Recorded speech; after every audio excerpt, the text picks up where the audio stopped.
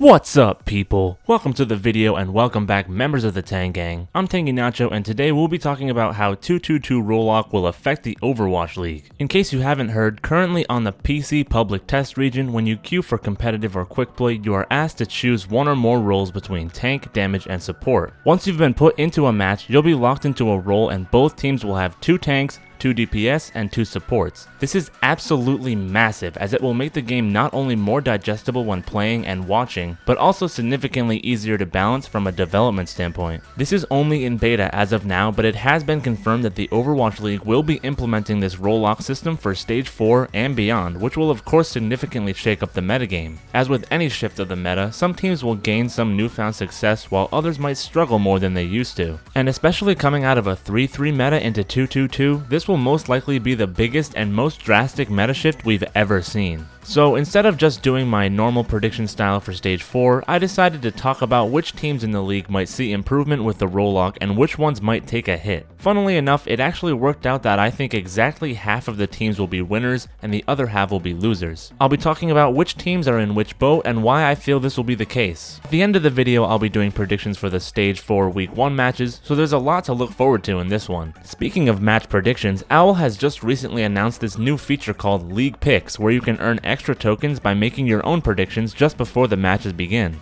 I'll put a link in the description so you can check out the details, but the basic concept is you log on to OverwatchLeague.com an hour before the broadcast begins and you'll be able to make some predictions about the upcoming games. If you're right, you'll earn extra tokens for Overwatch League skins. I'll absolutely be trying it out, but we all know I'll probably get everything wrong.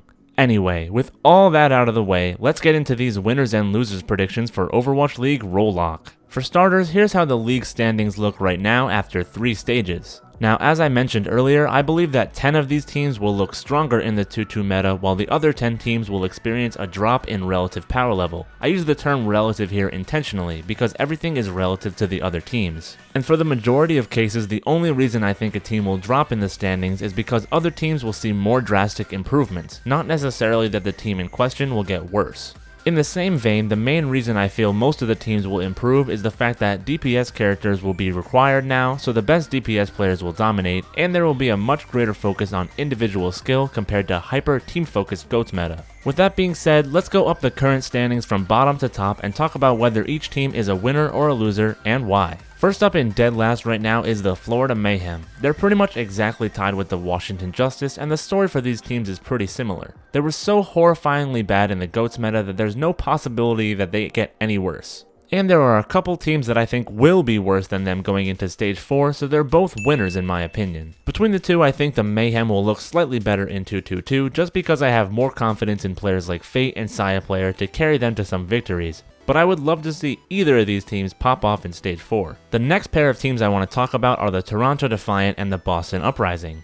While both of these teams are already in rough shape, I do not think 2-2-2 will be too kind to them. They're both losers, but kind of for different reasons. For Boston, I don't see them having even a square inch of ground to stand on when it comes to DPS play, and on top of their support line struggles, this is not a good look for my hometown squad. I have a feeling Uprising might be the worst team in Stage 4. For Toronto, they actually do have quite a few solid DPS players in I'm37, Ivy, and their recent pickups of Mangachu and Logix. But my concern is with the whole rest of the team, that being the tank and support lines. I've seen pretty much nothing impressive from any of them for the past 3 stages when it was their time to shine, and now I'm not sure what to expect from them going forward. Next up is the Paris Eternal, which is a definite winner in my opinion. With the insane possible DPS combo of Soon and Shadowburn, I can easily see this European squad climbing up a few places. And they've actually got a solid backline to help these guys out with players like Cruz and Cloudy. It might be too little too late for season playoffs, but I expect some super hype matches from this team in Stage 4. And then we have the big one, the Houston Outlaws. In my eyes, this is the team with the potential for the biggest jump in the standings. We all know how garbage Houston is at GOATS, but we also know how sick Jake and Linkzr are on their DPS characters. Not only that, but it's bunker meta. We've discussed in past videos that the Outlaws' best comp by far is bunker, so this is their chance to really shine in the league once again. I think they've got a clear shot at playoffs, and that's not a joke.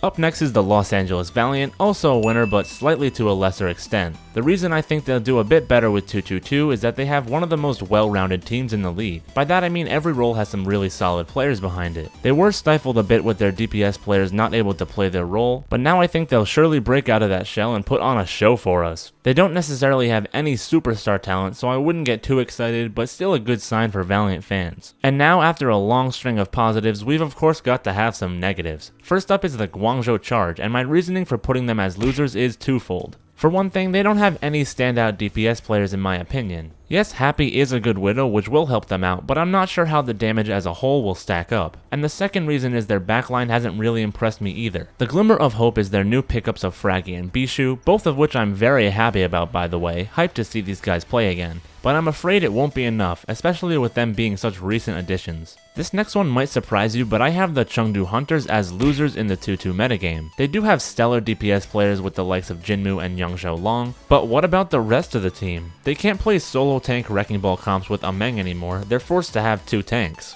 And their other tanks are alright, but in my opinion not up to snuff with the rest of the league. And their support line isn't looking too enticing either. I'm predicting a surprising drop in power level for the Hunters. These next two teams are really up in the air for me, so I'm going to talk about them together, that being the Atlanta Reign and the Dallas Fuel. I currently have them both down as losers, but it's mostly for the uncertainty factor. With Atlanta, they've been so up and down all season, and while they do have a lot of good players, I'm not seeing a lot of great ones. Most of these guys weren't around back in Season 1, so how they perform in a 2-2 meta has yet to be seen. And with Dallas, they've got a tremendous tank line and solid supports, but their damage line is questionable to me. Zachary was hyped up as this mega flex DPS player, but we haven't got to see much of it yet in the league. I hope he does pop off, and I'm rooting for both of these teams, but for now I'm more confident in some of the other ones. And then we've got another duo of similar teams in the Philadelphia Fusion and Shanghai Dragons. This time though, they're big winners. Both of these teams have incredible DPS lineups, possibly the best in the entire league, and they've got solid backlines to help them out as well. I cannot wait to see Carpe and EQO back in their element, and of course DM and Ding won't be stopping anytime soon either. No doubt in my mind these are both top 5 teams with 2-2-2 lock enabled. I could have grouped the London Spitfire with those two as well, but I think their advantage is to an even greater degree that deserves its own discussion. Prophet and Birdring back on their heroes is scary enough, but think about a Gesture Fury dive duo returning to the fray, but Dosen out there looking like Jonak on Zen? If they play dive, and I assume lots of teams will, we could end up with a repeat of last year's finals on our hands. Definitely looking forward to the video of Stylosa freaking out about how his team is back at it again. This might be another surprising one, but I've got the Seoul Dynasty down as losers for 2-2-2. They do have a really deep roster with some very strong pieces, but I just think some of the other teams will end up beating them out. If Fleta can perform to his peak, it might be a different story though. We just haven't seen that in a while, and I'm not confident enough to say it will happen. Same thing goes for Toby and Jaehong if they even get played, and the tank line may end up holding them back. That being said though, I still think Seoul will be a strong playoff contender. Next up is the Los Angeles Gladiators. I'm super hyped to see Roar and Decay in a 2-2-2 style comp with the rest of the star-studded lag roster, and I think they will be winners for sure. They're already pretty high up in the standings, so it might not be super apparent, but I'm confident they'll be able to stand their ground and possibly move up a spot or two. I'll be dumbfounded if they fall out of top 6. Then we have the Hangzhou Spark. They rose to power more recently in the league, and unfortunately I feel as though the high will be short-lived. Don't get me wrong, the Spark will still be a really strong team. You can't go too far down with the likes of Gushui and Rhea as your tank line. But at the end of the day, just like Seoul, I think the other teams might pass them up in the new meta. One of my favorite teams, so I'd love to be proven wrong, but my gut says Hangzhou is a loser here. And that brings us to the big 3, starting with the San Francisco Shock. These guys have made their claim to fame in the GOATS meta, putting on some of the most incredible displays of teamwork the league has ever seen. That being said, GOATS is dead. Gone. Not an option for them anymore. Yes, their roster is deep, but is it good enough to maintain top 3 status? I do not think so. We obviously don't have to worry about their DPS, my god they have some incredible players in that lineup. And the supports are solid as well. My one big question mark is the main tank slot. Super is insane on Reinhardt, but I'm not sure how relevant he'll be anymore. And sure, his other main tanks are alright and they've got Smurf, but I just don't see the Shock standing up to all-around amazing rosters like the Gladiators and Spitfire. They won't drop far, that's for sure, but I do think they will drop. The second of the big 3 is NYXL, and unlike SF Shock, New York is a winner in my book. We can expect to see the Excelsior from last season, the team that absolutely dominated all of its competition, until the playoffs, that is. But if we're talking about where they'll end up at the end of the regular season, I'm fairly confident in saying NYXL will be at the top. And of course, that leads into the final team on the list, the Vancouver Titans, the last of the big three and by far the hardest to judge. You can't deny the power level of every single one of their players, especially Haksal and Stitch, who haven't even been unleashed yet. But with New York moving to the top, that means I have Vancouver moving down a peg, and to be clear, just 1 or 2 pegs tops. It's very possible they stay number 1, but just like the Shock, they've made a name for themselves with GOATs. A dive or bunker meta might not treat them as nicely, but we'll have to wait and see. So there we have it, that's all the teams sorted into winners and losers for 222 Roll Lock. I'll go ahead and throw up a list of the teams in order based on my power rankings for Stage 4. This isn't necessarily where I think they'll be for the overall season, but in Stage 4 specifically, I think this is looking pretty accurate. Be sure to let me know in the comments below what you think of these rankings and if you disagree about anything I said in regards to winners and losers. And now let's quickly do some predictions for the matches this week, Stage 4, Week 1. Houston Outlaws vs Paris Eternal, 3-1 Outlaws. LA Gladiators vs NYXL, 3-2 NYXL. Guangzhou Charge vs Philly Fusion, 4-0 Fusion. Shanghai Dragons vs Vancouver Titans, 3-2 Titans. Toronto Defiant vs Washington Justice, 3-2 Justice. Dallas Fuel vs London Spitfire, 3-0 Spitfire. Dallas always seems to draw one. Seoul Dynasty vs San Francisco Shock, 3-1 Shock. Philly Fusion vs Chengdu Hunters, 3-1 Fusion.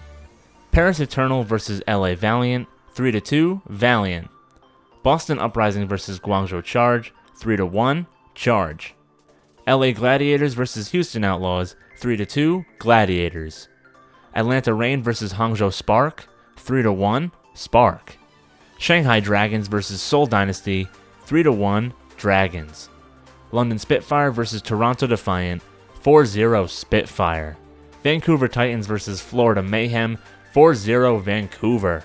And lastly, Boston Uprising vs Chengdu Hunters, 3-2 Chengdu Hunters. And that's going to do it for this video. Thank you so much for watching, I really appreciate the support. Comment below what you think of the 222 Roll Lock and your thoughts on my power rankings and predictions. Also, don't forget to drop a like on the video if you enjoyed it, and subscribe to join the Tang Gang for weekly Overwatch content. That's all I got for now, so until we meet again, later people!